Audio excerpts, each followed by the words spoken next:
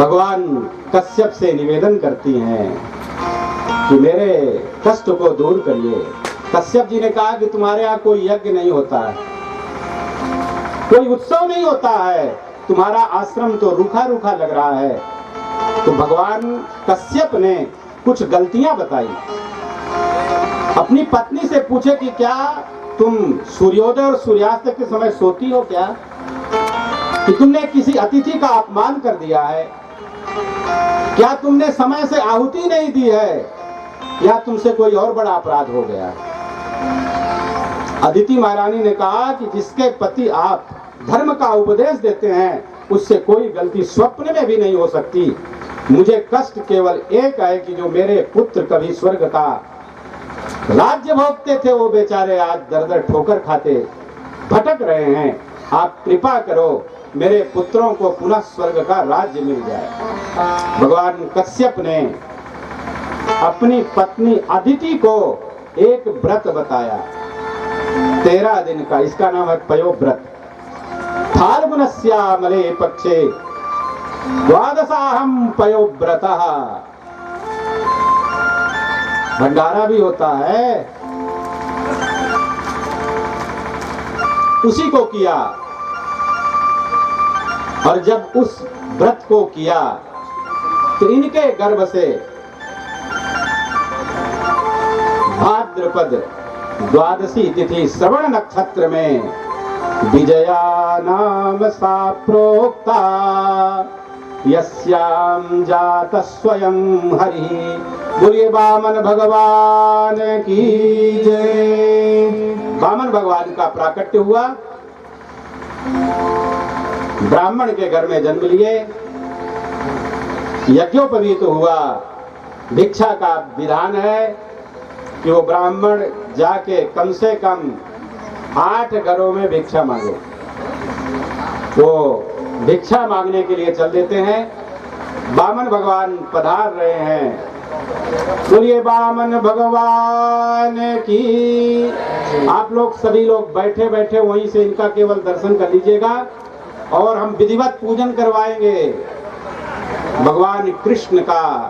क्योंकि वामन भगवान की झांकी का दर्शन आप लोगों को कराना था। वामन भगवान यदि पैदल चल सके तो पैदल ही आने दिया जाए, लोग कम से कम दर्शन कर ले।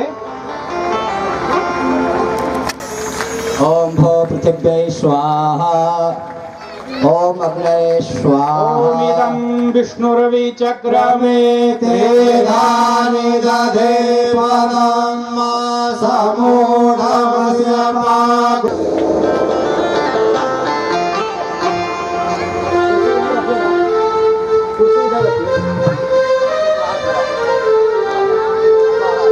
करेंगे और अनुज पंडित जी आरती करवाइएगा।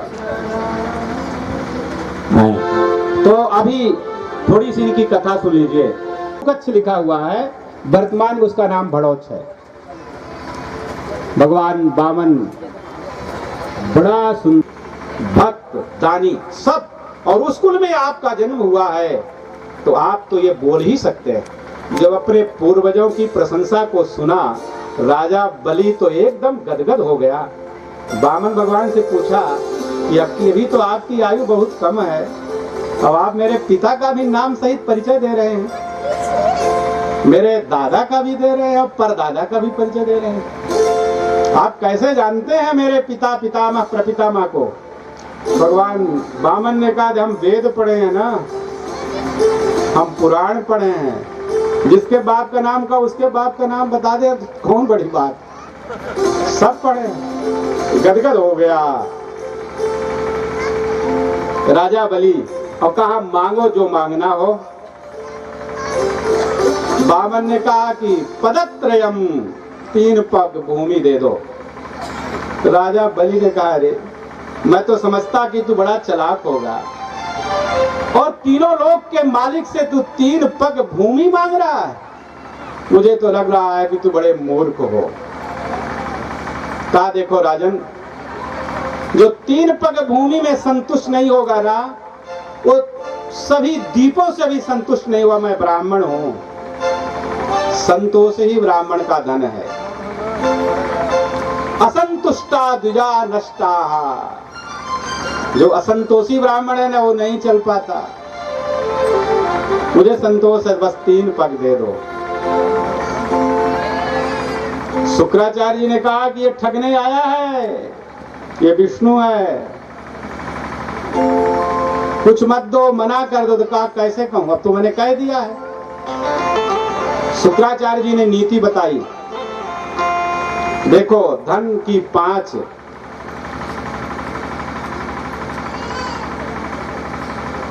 स्थिति को 5 भाग में बांट दो उसको। जो भी आपको संपत्ति में मिले 5 हिस्सा करिए। पहले धर्म के लिए, दूसरा यश के लिए, धर्म यश से, और तीसरा पूंजी बना के रखो। पूंजी के बिना व्यापार नहीं चलता। और चौथा, अपने आश्रित को खिलाओ। और 5वां, स्वयं भी खाओ। जब शरीर रहेगा तब तो कमाई होगी। पंचधा विभजन वित्तम यह मुत्र च मोदते। वो यहाँ भी सुखी रहेगा, परलोक में भी सुखी रहेगा। धर्माय यशसे अर्थाय कामाय स्वजनाय च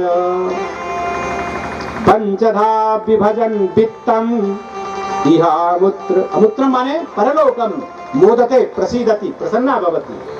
तो यहाँ भी सुखी होगा। इसलिए मना कर दो तो बढ़िया। ये संसार का मूल है असत्य। मना कर दो और नहीं, कुछ नहीं रह जाएगा तुम्हारे पास। राजा बलि ने कहा कि भगवान ये बताइए कि तीनों लोकों का दाता आज भिखारी बन के आ गया, तो क्या मैं मना कर दूं? आज तो सर्वस्व लुटा देना चाहिए।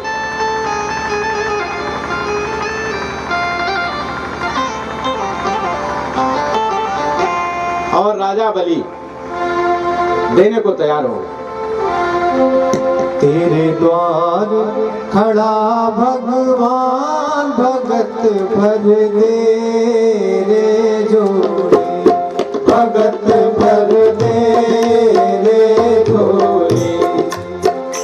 तेरे द्वार खड़ा भगवान भगत भर दे रे जोड़े, ओ भगत भर दे रे जोड़े। वो आज तेरा महसूस से जरा पहचान, भगत भर दे रे जोड़े, हाँ भगत भर दे रे जोड़े।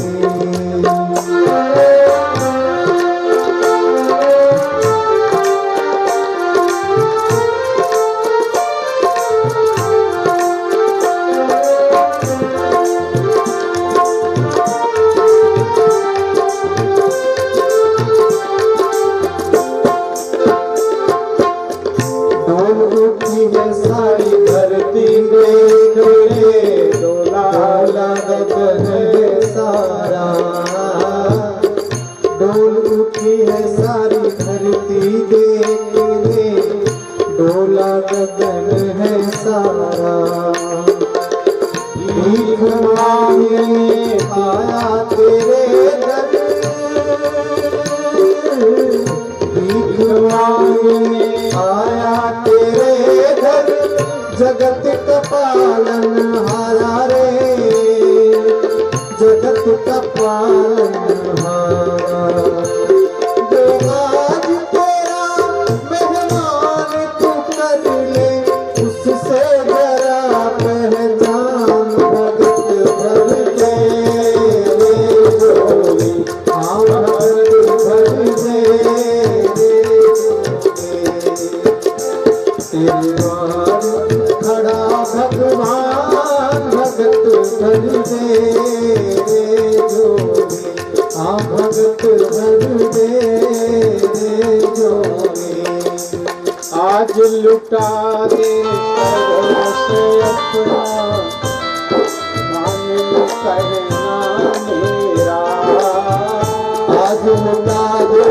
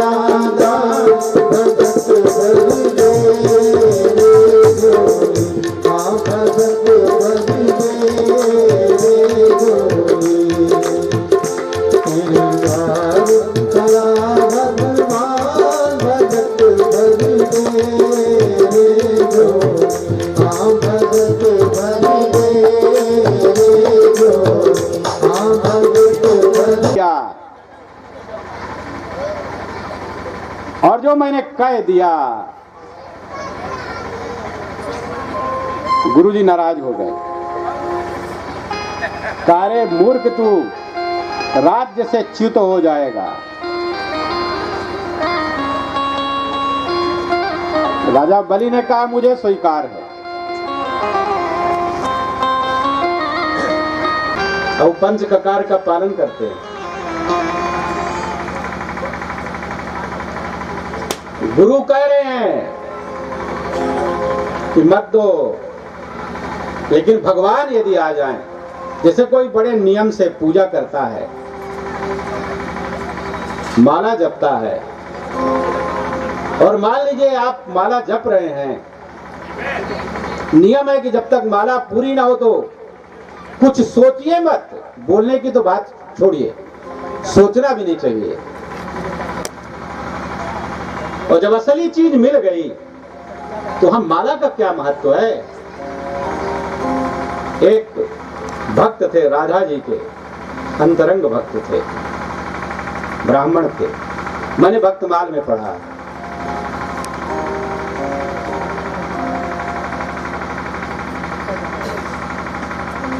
रास लीला का प्रत्यक्ष दर्शन करते थे। एक बार राधा जी के पैर की पायल टूट गई। नाचते नाचते इन्होंने देख लिया। राधा जी को पता ही नहीं चला कि गिर गई। अपना जनेऊ ले जाके और उसको तोड़ के बांध दिए। राधा जी को पता नहीं चला। जनेऊ तोड़ने की चीज है क्या? पहले मैंने सोचा ब्राह्मण ने गलत किया, जनेऊ तोड़ दिया।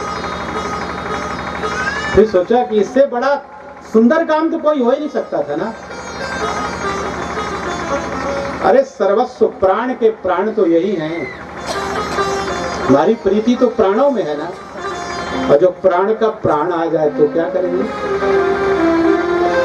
नियम कानून विधि विधान तभी तक के लिए है जब तक वो मिला नहीं है। और यदि वो सामने आके मांगे कि दे दो, तो वहां राज्य सुख क्या हो सकता है? राजा बलि से बड़ा भक्त कौन होगा? प्रत्यक्ष इतना समर्थ गुरु जिसने त्रैलोक्य का राज दिला दिया था, इतना समर्थ गुरु, और वो मना किया कि मत दो। लेकिन राजा बलि की बुद्धि कितनी पवित्र है। उन्होंने कहा कि मैं दूंगा। गुरुजी आप नाराज मत होइए, मैं दूंगा। और 3 पग भूमि का संकल्प कर दिया। तब फिर क्या पूछना। राजा बलि ने कहा कि भगवान अब आप नाप लो। और भगवान ने अपना वो विराट रूप बनाया। तब से भगवान का नाम हो गया उरुक्रम। क्रम माने पाद विक्षेप, क्रम धातु है पाद विक्षेपे, उरु माने अधिक। इतना बड़ा, अरे नाप लेने देते महाराज का है। अभी ये आज हमारे लोग इतना घबरा गए हैं कृष्ण जन्म के लिए कि थोड़ा दर्शन करने दीजिए।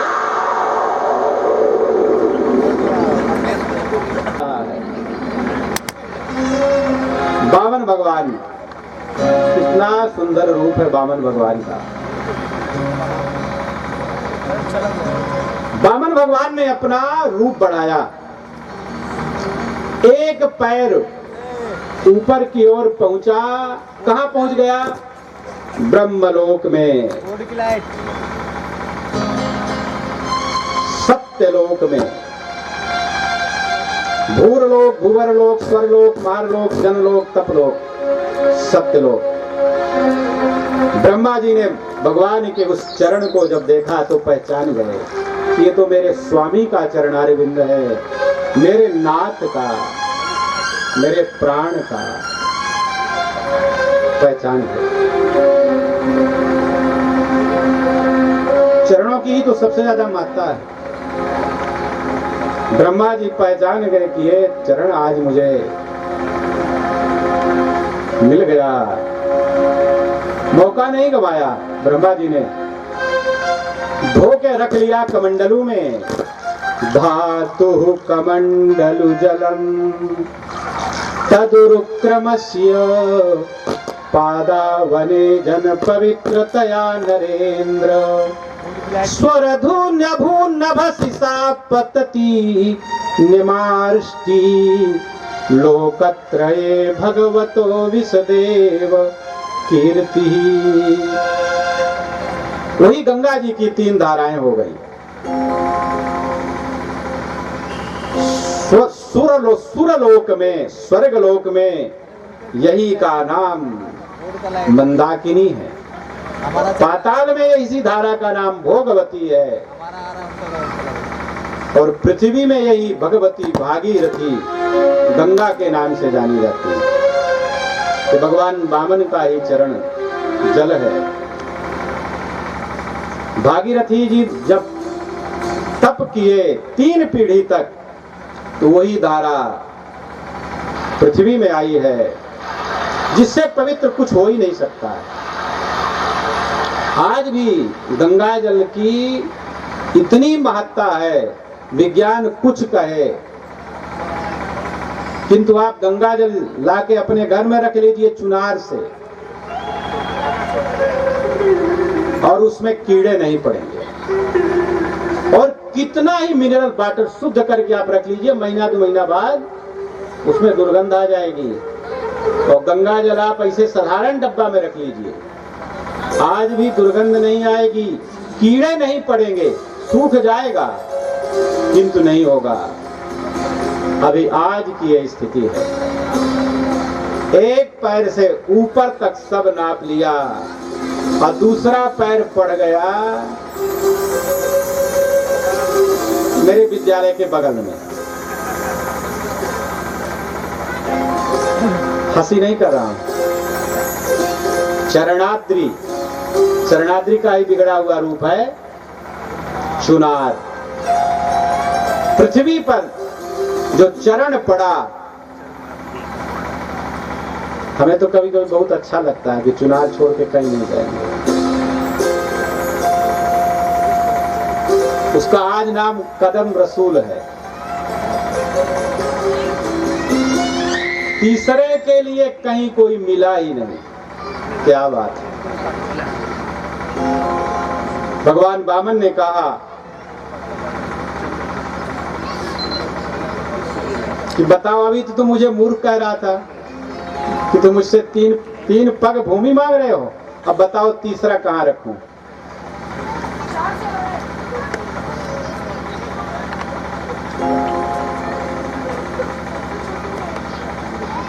राजा बलि ने कहा कि भगवान, मैंने जो कह दिया तो कहां रखें। राजा बलि ने कहा कि ये तीसरा पैर आप करोमृतं तन्न भवेत् प्रलंभनम पदम तृतीयम कुरु शीर्ष्णि में निजम पदम में शीर्ष्णि, शिरसी मस्तके, मेरे मस्तक पर रख लीजिए। थोड़ा रखवाइए मस्तक पर।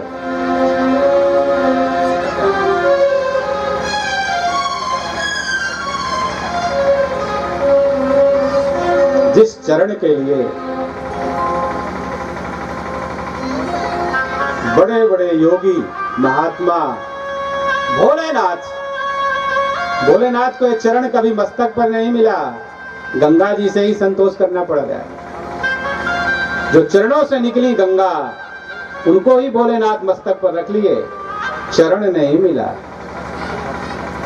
जिन पायन के पादुकन भरत रहे मन लाई, चरण नहीं मिला, पादुका मिली। लेकिन आज राजा बलि वही चरण मस्तक पर मिल गया। देवता लोग पुष्पों की वर्षा करने लगे, नगाड़े बजने लगे, बलि की जय जयकार होने लगी। धन्य हो बलि, तुमसे बड़ा संसार में कौन भाग्यशाली होगा, कौन पुण्यात्मा होगा जिन चरण के लिए बड़े बड़े योगी तरसते रहते हैं, दूर से ही बस दर्शन करके जाओ। इसका बड़ा पुण्य हुआ वो प्रत्यक्ष दर्शन कर ले, नहीं तो बस दूर से ही जाओ। और यहाँ तो आज भगवान स्वयं अपना चरण बलि के मस्तक पर विराजमान कर रहे हैं। भगवान ने कहा कि तूने अपने गुरु का अपमान किया है, गुरु की वाणी का तिरस्कार किया है, इसलिए तुमको वरुण पास में बंधना पड़ेगा। बांध लिया वरुण पास में भगवान ने राजा बलि को। इतने बड़े दानी की ऐसी गति। इनके पितामह आ गए प्रहलाद जी। अभी तक जब पितामह आते थे इनके यहाँ तो पूरा बंधनवार पताका लगाया जाता था, गलियों को बढ़िया सुगंधित इत्रों से सींचा जाता था, मतलब तीनों लोकों में स्वागत होता था। और आज जब दादाजी आ रहे हैं तो हाथ जोड़ने का भी सामर्थ्य नहीं है, वरुण पास में बंधे। प्रहलाद जी ने कहा धन्य हो प्रभु आपकी माया, तोय वदत्तम पदम इंद्रमूर्जितम। इतने ऊर्जस्वित पद को आपने ही तो दिया था और आपने ही ले लिया, धन्य हो प्रभु। बलि की पत्नी का नाम है विंध्यावली, बड़े बड़े कुंडल कानों में पहनी थी, सोने की थाली लाई और प्रभु का पादावनेजन करने लगती, पैर धोने लगी। उन्हीं पैरों को धो रही हैं जिनके लिए सब तरसते रहते हैं। धन्य धन्य हो गई। बलि ने भगवान से कहा कि भगवान आपने ही तो दिया था, कोई मन में भी थोड़ी पीड़ा नहीं है विंध्यावली के मन में, प्रहलाद के मन में, राजा बलि के मन में।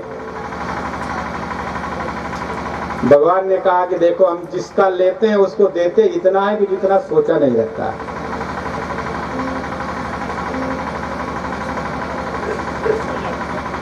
भगवान ने कहा कि अब तुम चले जाओ, सुतल लोक में राज्य करो, तावत सुतल मध्यास्तम।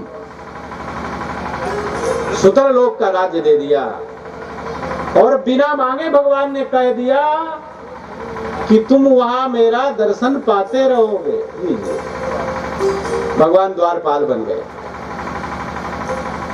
किस दरवाजे से राजा साहब निकल, देवताओं को स्वर्ग का राज्य मिल गया, ये छोटे भाई बन गए।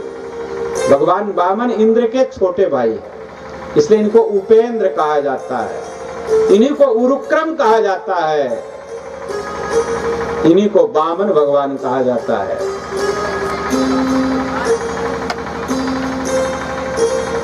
एक उपकथा आती है कि भगवान नारायण जब राजा बलि के यहाँ चौकीदारी करने लगे तो लक्ष्मी जी उदास रहने लगी। तो एक बार नारद बाबा पहुंचे तो नारद जी ने पूछा कि माता जी आप इतना उदास क्यों हैं? तो माता जी ने कहा कि मैं जिससे प्रसन्न रहती हूँ वो तो है ही नहीं है, मैं कैसे अब सुखी रहूं। लक्ष्मी जी बिना नारायण के प्रसन्न नहीं रह सकती। केवल लक्ष्मी की कामना नहीं करनी चाहिए। लक्ष्मी जी अकेले जब आती है तो उनका वाहन उल्लू हो जाता है, और लक्ष्मी जी जब नारायण के साथ आती है तो गरुड़ की सवारी है। अकेले माया को मत मांगिए, जाएगी, आना ही पड़ेगा। लगे तो ये बड़ी भूल है। अरे वो तो माँ है, सदुपयोग करिए, भोग नहीं। सत्य यदि है तो सही है। नारद जी ने देखा कि माता जी तो बहुत दुखी है नारायण के बिना, तो बताया नारद बाबा ने कि वो तो इस समय डंडा लिए खड़े हैं दाता के घर में। कोई किसी का कुछ लेता है तो चुकाना पड़ेगा, एकदम पक्का है, देना ही पड़ेगा। भागवत में ये कथा नहीं है लेकिन है। तो ये पहुंच गई, राजा बलि के कोई बहन नहीं थी, तो शायद ये पूर्णिमा के दिन श्रावण शुक्ल पक्ष, वैसे इसका नाम रक्षाबंधन ही है। पहले ब्राह्मण लोग भी जाते थे, और जब से वो फिल्म वाला एक गीत चला गया ना भाई बहना वाला, तब से सब वही हो गया, केवल वो सब खत्म हो गया।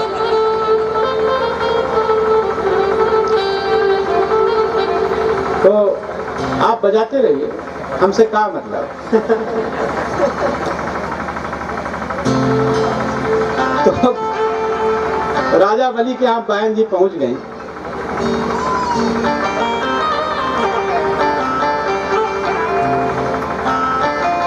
इन्होंने कहा भैया मैं तुमको एक रक्षा बांधनी चाहती हूँ। तो कहा ठीक है बहना बांध दे, बांध दिया। तो कहा कुछ मांग लो, अब मुझसे बिना दिए रहा नहीं जाता है।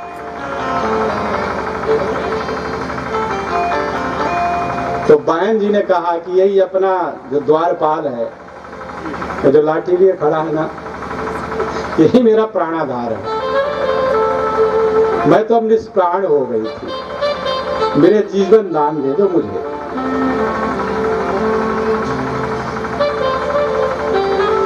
राजा बलि इतना बड़ा उदार, भला बताइए, जो सब दे दिया गुरु के रोकने पर, तो बहन को नहीं देगा। तब पुनः नारायण पहुंच गए लक्ष्मी महारानी के यहाँ। बोलिए लक्ष्मी नारायण भगवान की। भगवान वामन बड़ी देर से बैठे हैं बालक रूप में। आप लोग इनको प्रणाम करिए मन ही मन। ये भगवान वामन है, जो जिस रूप में आया हो उसका उसी रूप में दर्शन करके उसको ये नहीं मानना चाहिए कि हमारा बेटा है, कि मेरा भतीजा है, कि मेरा पौत्र है, कि भांजा। अरे सबका कोई ना कोई रिश्ता तो है ही है। किंतु मैं स्वयं भी प्रणाम किया इन्हें। तो ये प्रणम में है, भगवान है ना। बताइए जाति कहाँ है? भगवान कृष्ण यदुवंश में आए, कौन नहीं प्रणाम करता? राम जी क्षत्रिय वंश में आए हैं, क्षत्रिय वंश में राम जी का अवतरण हुआ। बोलिए वामन भगवान की जय।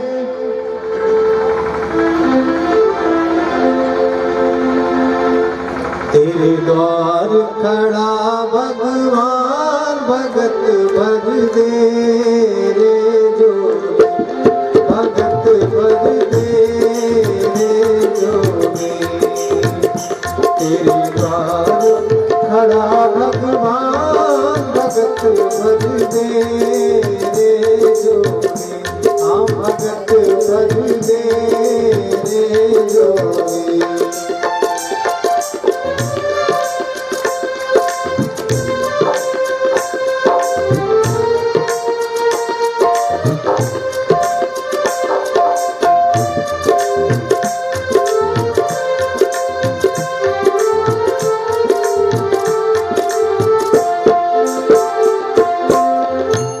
लुटा दे सर्वस्व अपना, मान ले कहना मेरा। आज लुटा दे सर्वस्व अपना, मान ले कहना मेरा। ओ मिट जाएगा। बोलिए वामन भगवान की। आप लोग यदि बैठे रहे और वामन भगवान मीरा के प्रभु गिरधर नागर, मीरा के प्रभु गिरधर नागर, गिरधर नागर।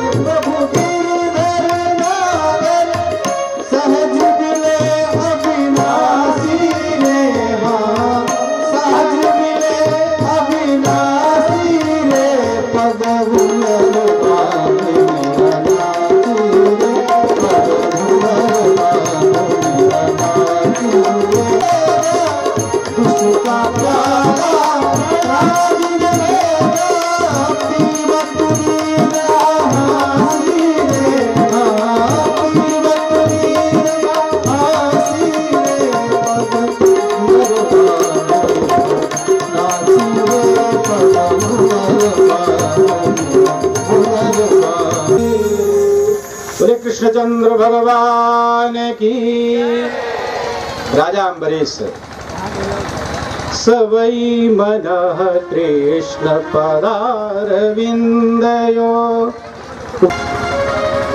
भगवान की खूब बढ़िया पूजा करते हैं अपने हाथ से। बताओ इनके क्या कोई पुजारी नहीं मिला होगा क्या? लेकिन भगवान की, गुरु की स्वयं अपने हाथ से सेवा करनी चाहिए।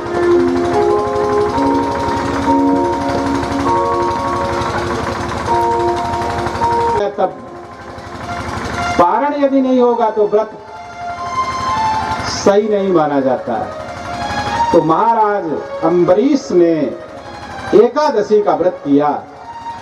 पारण के समय पर एक बड़े महात्मा आ गए बिना बुलाए, जो केवल दूर्वा ही असम भक्षणम, दूर्वा असनम यस्य, अथवा दूर माने दूषितम वासांसी वस्त्राणि यस्य असौ। दुर्वासा भगवान अगाध। दुर्वासा जी महाराज बिना बुलाए आ गए। अम्बरीश ने सोचा कि आज मेरा कितना बड़ा भाग्य कि इतना तपस्वी महात्मा बिना बुलाए आ गया। इनको निमंत्रित कर दिया, इनको प्रसाद पवा के तब प्रसाद पाऊंगा। आजकल तो लोग भोजन भी नहीं करते, खाना खाते हैं। तो खाना शब्द अच्छा नहीं लगता है। अरे आप मत कहिए प्रसाद किसी को यदि एलर्जी हो, आजकल एलर्जी बहुत हो जाती है, तो कम से कम भोजन तो कह दिया करिए।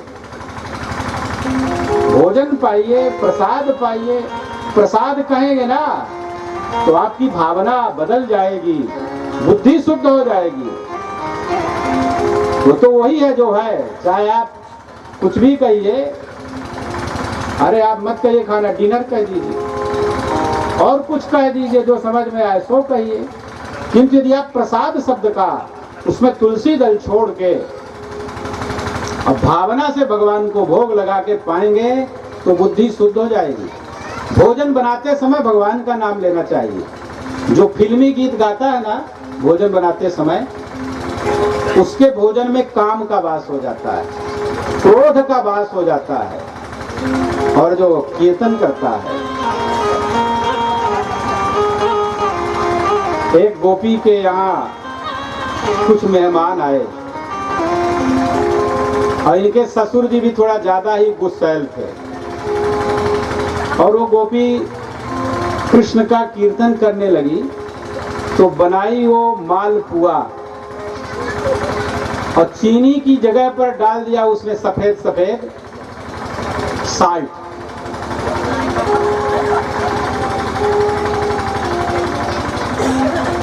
साल्ट ही अब सब लोग समझेंगे भैया, नमक नमक कोई नहीं जानेगा।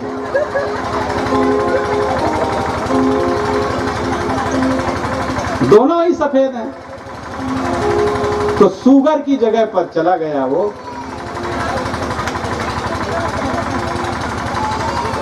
और जब बाद में ध्यान आया उस गोपी को तो सोची कि आज तो ससुर जी मार के डंडा घर से भगा देंगे।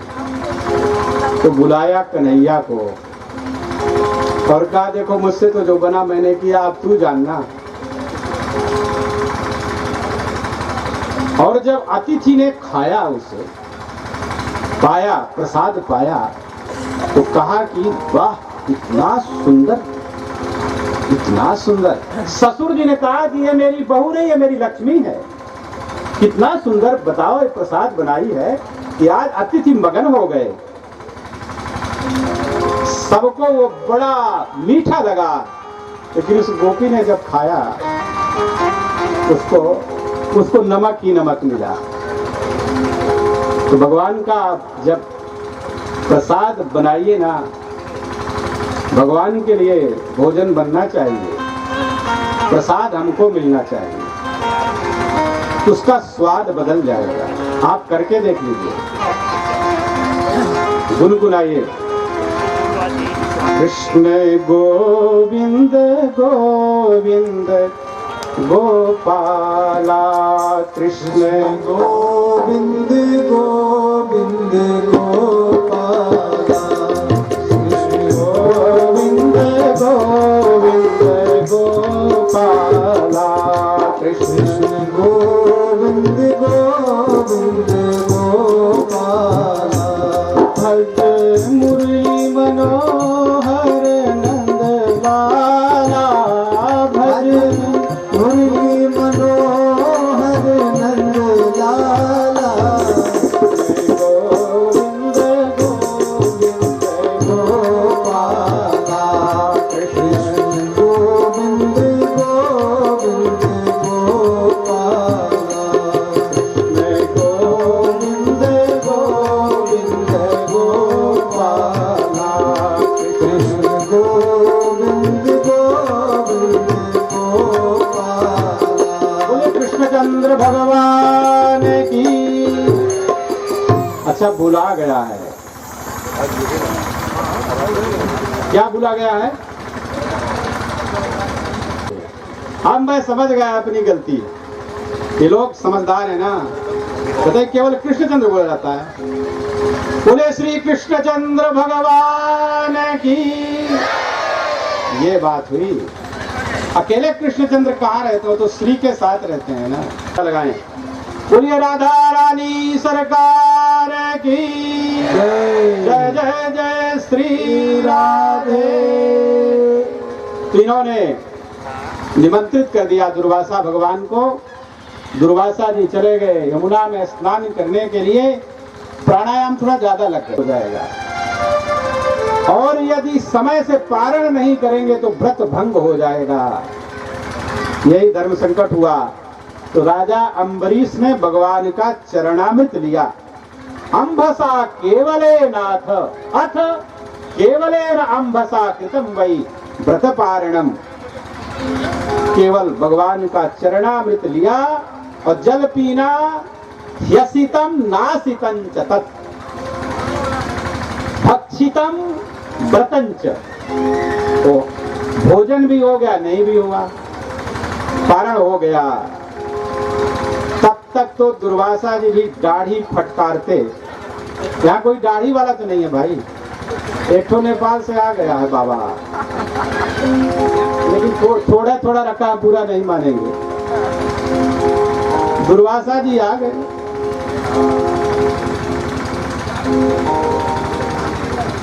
दुर्वासा जी ने जान लिया कि ये बताओ इतना बड़ा ये राजा, इसको इतना ज्ञान नहीं है कि बिना ब्राह्मण को निमंत्रित भोजन कराए पारण नहीं करना चाहिए। तो दुर्वासा जी ने इनको ये बताने के लिए कि तुम्हारी भक्ति, तुम्हारा व्रत मेरे एक जटा के रोए के बराबर नहीं है। तो जटा में से एक रोया उखाड़ के पटक दिया और उससे कृत्या नाम की एक राक्षसी उत्पन्न हो गई और वो राजा अम्बरीश को खाने के लिए दौड़ी। अम्बरीश महाराज की रक्षा में सुदर्शन चक्र रहता था। सुदर्शन चक्र कृत्या को तुरंत ही नष्ट कर दिया और दौड़ा दुर्वासा जी की ओर। दुर्वासा पहचान गए, अरे इसकी तो कोई प्रतिक्रिया नहीं है, सुदर्शन चक्र को दुनिया में कोई रोक नहीं सकता। गए ब्रह्मा जी की शरण में, कहे रक्षा करो। ब्रह्मा जी ने हाथ खड़े कर दिए, नहीं नहीं मैं कुछ नहीं कर सकता। भोलेनाथ के यहाँ गए, भोलेनाथ ने भी मना कर दिया। तो नारायण के पास गए, कहे भगवान आपका सुदर्शन चक्र इसे शांत करो, नहीं तो मुझे ये भस्म कर देगा। नारायण ने कहा कि मैं नहीं रोक सकता। अहम भक्त पराधीनः स्वतंत्रैव द्विज साधुभिर्ग्रस्त हृदयः भक्तै भक्त जन प्रियः। मैं तो परतंत्र हूँ। ए दारागार पुत्रापान, जिन्होंने अपना दार माने स्त्री, आगार माने घर,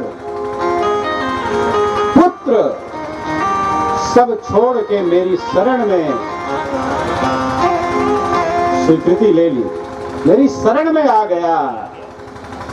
मदन्यते न जानन्ति नाहं तेभ्यो मनागपि। मुझसे अधिक तो कुछ जानते ही नहीं, मैं भी उनसे अतिरिक्त कुछ नहीं जानता, इसलिए मैं आपकी रक्षा नहीं कर सकता। यदि आपको अपने प्राणों को बचाना है तो आप अम्बरीश की शरण में जाइए। भगवान कहते हैं यदि मेरा कोई अपराध करे तो मैं उसे क्षमा कर देता हूं, लेकिन यदि मेरे भक्त का कोई अपराध करता है तो मैं उसे नहीं छोड़ता। जो अपराध भगत कर करी राम रोष पावक सो गई। लोक वेद विदित इतिहासा, लोक वेद विदित इतिहासा, यह महिमा जानहि दुर्वासा, कह महिमा जानहि दुर्वासा। महिमा को आप दुर्वासा ऋषि से जाके पूछ लो कि जो भक्त का अपमान करता है उसकी क्या गति होती है। कितना बड़ा तपस्वी उच्च कोटि का ब्राह्मण राजा की शरण में आके दंडाकार किया। इतने में कई वर्ष बीत गए थे, तब तक राजर्षि अम्बरीश एक पैर से खड़े होके दुर्वासा जी की प्रतीक्षा कर रहे थे। उनको जब भोजन करा लूंगा तभी मैं पाऊंगा। जो चरणामृत लिया था प्रभु का केवल उतना ही लिया था, उसके अलावा नहीं लिया। दुर्वासा जी को जब देखा दंडवाकार दंडवत करके, बड़ा संकोच हुआ और अम्बरीश जी ने सुदर्शन चक्र से प्रार्थना की, यदि मेरे ऊपर आप प्रसन्न हैं तो दिजो भवतु विद्वरः सहस्रारा अच्युत प्रिय। आप कृपा करके इस ब्राह्मण को इस पाप से, इस ताप से छुड़ा दीजिए। दुर्वासा जी ने कहा, हो श्री कृष्ण दासानां महत्वं दृष्ट्य अद्य मे। अद्य श्री कृष्ण भक्तानां महत्वं मया दृष्टम। भगवान कृष्ण के भक्तों का क्या प्रभाव है मैंने देख लिया। कृतागसोपि, उन्होंने अपराध तो किया था। अम्बरीश जी महाराज भगवान के परम भागवत हुए।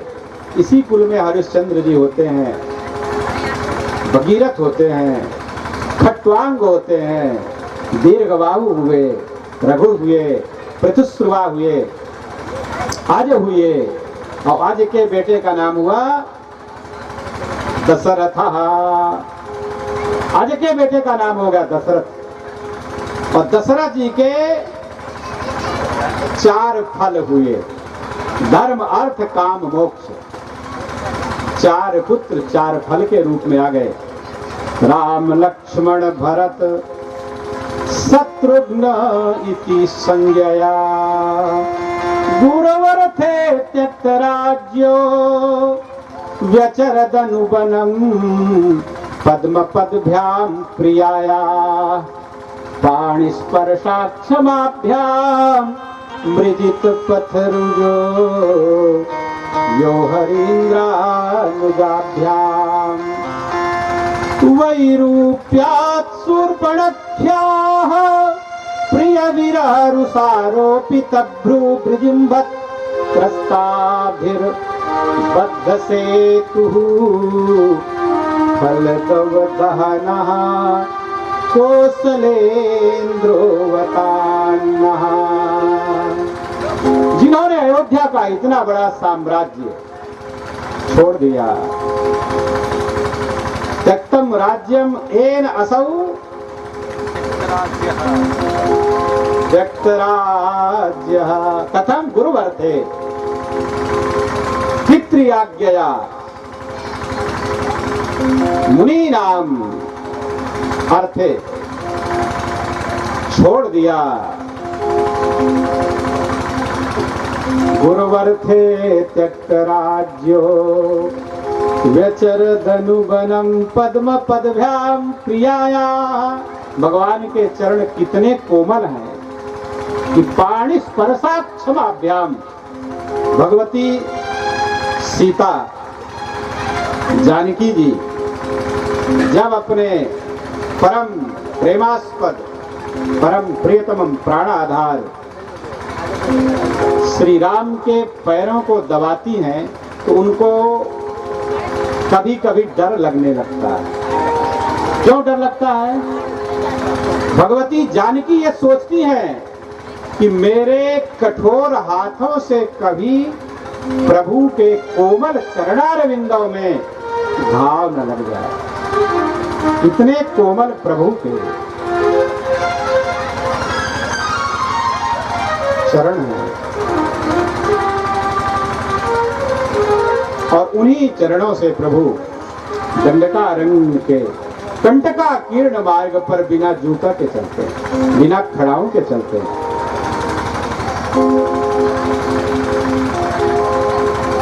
भगवान यदि जंगल में न जाते तो रामावतार का प्रयोजन ही सिद्ध नहीं होता। वो तो कैकेयी जी को कुछ भोगना था, इसलिए कैकेयी ने वरदान मांग लिया। किंतु ये तो राम की, यदि राम जी जंगल में न जाते तो कोल भीलों को कहां से वो लाभ मिलता, सबरी मैया को कहां से वो मिलता। राजा दशरथ जी के प्रेम की परीक्षा कैसे होती, भरत का इतना बड़ा यश कैसे होता। तो राम जी के जंगल जाने का ही प्रयोजन था। भगवान अयोध्या जैसा राज्य छोड़ दिए। अयोध्या का कैसा साम्राज्य था? अवधराज सुरराज सिहाही। अवध के राज्य को देख करके सुरराज इंद्र को ईर्ष्या होती थी। दशरथ धन लकी धनद लजाही। दशरथ के धन को देख करके कुबेर लज्जित हो जाता था। उस समृद्ध राज्य को छोड़ दिए, जंगल में चले गए। व्यचरदनुवनम।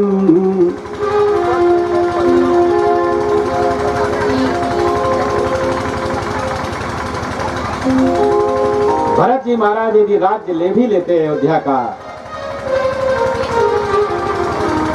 तो गुरु का आदेश था, मां का आदेश था। किंतु भरत जी राम जी को मनाने के लिए जाते हैं। राम जी को समझाया कि आप लौट चलिए प्रभु आप। लेकिन भगवान क्या राज्य करने के लिए लौट आएंगे? भरत जी हठ नहीं किए, दुराग्रह नहीं किए।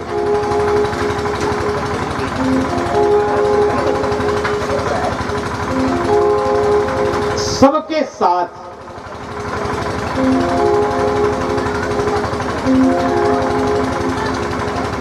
अयोध्या की जितनी प्रजा थी सबके साथ चित्रकूट जाते हैं।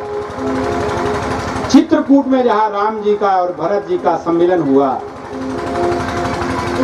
भगवान राम जिस पत्थर पर खड़े हुए थे, आप लोग यदि चित्रकूट गए होंगे तो शायद दर्शन किए हों। पत्थर पिघल गया। पत्थर में भगवान श्री राम के और भरत जी के चरण चिन्ह है। भरत जी जब प्रेम से एक बार राम कहते थे,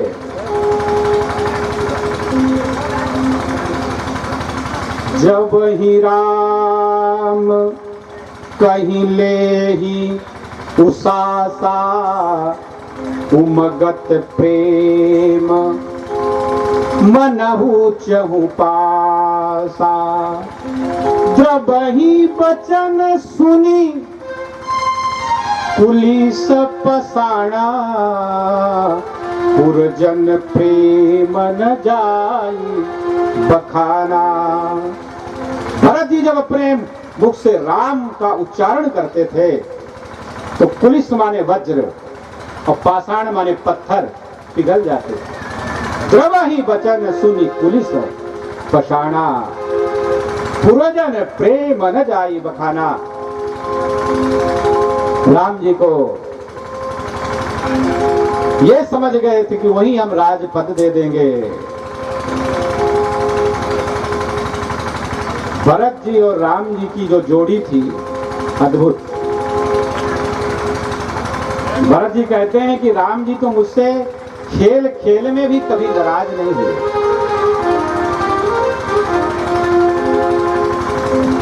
शिशुपन ते परिहरे उन संगु, कबहु न कीन मोर मन भंगु। मैं करी कृपा प्रीति रति देखी हार ही खेल। तो खेल में हार जाते थे और मुझे जिता देते। भरत जी एक बार पोलो का खेल खेल रहे थे। पोलो आज भी वो घोड़े में चढ़ के ही खेला जाता है। पोलो के खेल का वर्णन है यहाँ। एक बार भरत जी महाराज और सभी राम लक्ष्मण शत्रुघ्न अन्य राजकुमार सरजू जी के किनारे पहुंच गए। घोड़ों में बैठ बैठ के सब चढ़ चढ़ के एकत्रित हुए। राम जी के मन में हुआ कि आज हम लोग भी घोड़े में चढ़ के खेल खेल लें। लेकिन खेल में दो दल होना चाहिए। राम जी के विरोध में कोई खड़ा ही नहीं हो रहा। राम जी का विरोधी कोई है ही नहीं है संसार में। भरत जी ने सोचा कि मेरे स्वामी के मन की इच्छा आज अधूरी ही रह जाएगी। इसलिए भरत जी दूसरे पाले पर जाके खड़े हो गए।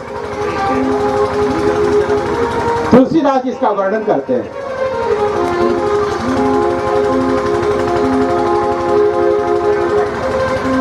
राम लखन इक ओर, भरत रिपु दमन ओर। रिपु दमन लाल इक ओर भय, सरजु तीर सम सुतल भूमि थल, गनि गनि गुइया बाटी लय। कंदुक केली कुशल हय चढ़ी चढ़ी, मन कसी कसी ठोकी ठोकी लय। व्योम विमान विबुध विलोपत, खेलत पेखत छाह छय। भगवान राम एक तरफ खड़े हैं, लक्ष्मण जी हैं, और एक तरफ भैया भरत। एक लई बढ़त एक फेरत सब, मोद प्रमोद विनोद मये।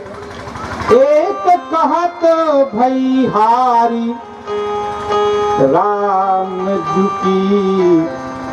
एक कहत भैया भरत गए। एक ने कहा कि राम जी हार गए, भरत जी जीत गए। राम जी का हृदय गदगद हो गया, पुरस्कार देने लगे। प्रभु बक्सत गजबाजी, बसन मणि। क्या क्या दिया? घोड़े दिया, हाथी दिया, गजबाज वसन माने वस्त्र, मणि दे दिया। जो बहुमूल्य रत्नों की माला राम जी पहने थे उतार के दे दिया। और इतना दिया कि जातक पुनः किसी दूसरे के दरवाजे में मांगने नहीं गए। ये है भरत।